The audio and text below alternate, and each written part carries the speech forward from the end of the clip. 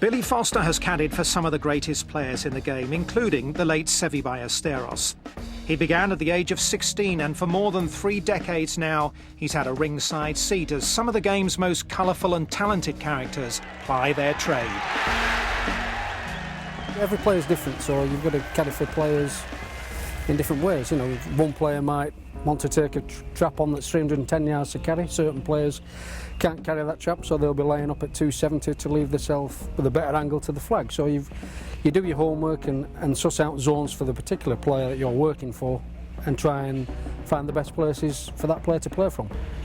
There's a bit of psychology in it. You know, you've got to say the right things at the right time when your player's under the ultimate pressure, and you've got to know when to shut up, because sometimes you just know that if you're going to start trying to encourage him, he's just going to slap you. So there's a time to be quiet and just give him 30 seconds, or there's a time to get fired into his ribs and G him up and say the right things at the right times. Foster's seen pretty much everything when it comes to professional golf. Back in 1987, he was with Gordon Brown Jr. as Europe won the Ryder Cup on American soil for the first time. He spent several seasons with Seve and caddied for another Spaniard in Sergio Garcia. At the 2006 Ryder Cup, he shared an emotional roller coaster with Darren Clarke. But it's his partnership with Lee Westwood for which he's probably best known nowadays. You know, I'd seen him work with Darren and a few other players, and Sergio. Obviously knew he'd worked for Seve. I liked his personality. He's a sort of a typical Yorkshireman. No BS. Honest and straight to the point, which is good from a caddy. You don't want somebody saying you're playing well when you're not, and somebody to say, you know, come on, let's go and work on this because it's not good enough.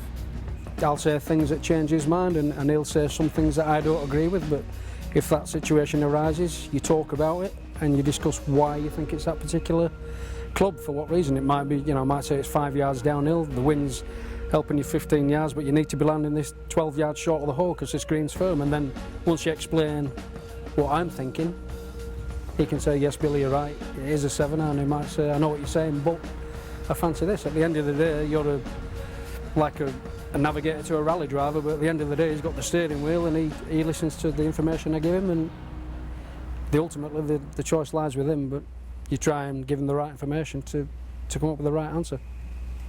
Billy does all my yardages, so you know, it's vital he gets those correct and gauges the wind properly, and then has a lot of input on what club we play as well. So you know, he has a lot of input there, and obviously psychologically it can be important. You know, if you know, he sees I'm a bit down, and he's there as a cheerleader to try and get me going a bit, and also there as a calming influence. Billy's also renowned on tour for his sense of humour and his practical jokes. I'd say one of the funniest ones, I was actually caddying for Darren Clarke, and he decided in my wisdom to pinch Thomas Bjorn's buggy at the Ryder Cup, and Darren and Lee were playing together. I was in a practice round, and I'd run off the tee 50 yards and pinched Thomas's buggy and drove down the fairway, stood up in the buggy driving it along, and it was like a scene out of Benny Hill with 10 people chasing after me. And Thomas nearly caught me, and as I turned away from him, I fell out of the buggy and did a triple somersault. I landed on my head with the bag on top of me, and the buggy went racing into the crowd. How it didn't kill 10 people and get a lawsuit because it was in America, I was pretty lucky.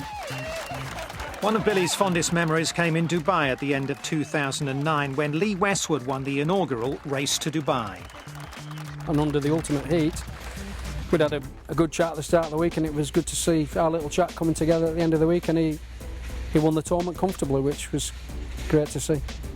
However, there was also disappointment that year when Lee missed out on a great chance to win the Open. It hasn't really affected his partnership, but the toughest moment would be not winning the Open Championship at Turnberry. The Open's very important to me.